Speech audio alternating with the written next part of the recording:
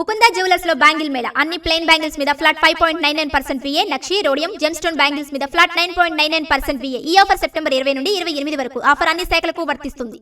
కోల్కతాలో కుండపోత వర్షం జనజీవనాన్ని అస్తవ్యస్తం చేసింది. అర్ధరాత్రి నుంచి ఏకతాటిగా 7 గంటల పాటు కురిసిన వర్షానికి అనేక ప్రాంతాలు జలమయమయ్యాయి. రహదారులపై నీరు నిలిచిపోవడంతో ప్రజా రవాణా స్తంభించింది. వివిధ ప్రాంతాల్లో విద్యుదాఘాతానికి 10 మంది మృతి చెందారని పశ్చిమ బెంగాల్ ప్రభుత్వం తెలిపింది.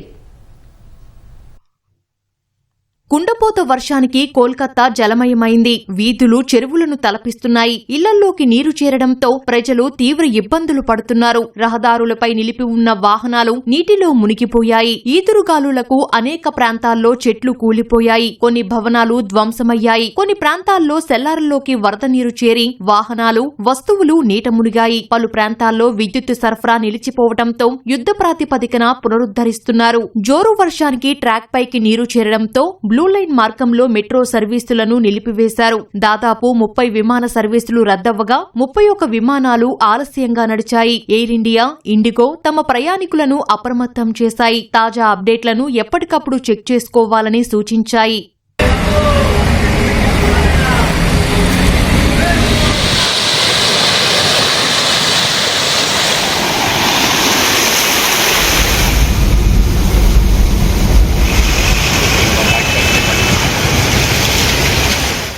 భారీ వర్షాల కారణంగా కలకత్తా విశ్వవిద్యాలయం, జాదవ్పూర్ యూనివర్సిటీ తరగతులను రద్దు చేశాయి. మరో 2 రోజులు భారీ వర్షాలు పడతాయన్న వాతావరణ శాఖ హెచ్చరికలతో పశ్చిమ బెంగాల్ ప్రభుత్వం పాఠశాలలకు దసరా సెలవులను 2 రోజులు ముందుగానే ప్రకటించింది. ఈ స్థాయి వర్షాలు తాను గతంలో చూడలేదని పశ్చిమ బెంగాల్ సీఎం మమతా బెనర్జీ తెలిపారు. Calcutta electric supply corporation CESC నిర్వహణ లోపం వల్ల ప్రమాదాలు జరిగాయని ఆమె ఆరోపించారు. విద్యుదాఘాతంతో పలువురు మరణించటంపై ఆమె దిగ్భ్రాంతి వ్యక్తం చేశారు. మృతుల కుటుంబాలకు CESC తన సంస్థలో ఉద్యోగాలు ఇవ్వాలని సీఎం సూచించారు. క్షేమంగా ఉండేందుకు ప్రజలందరూ ఇళ్లల్లోనే ఉండాలని మమతా సూచించారు.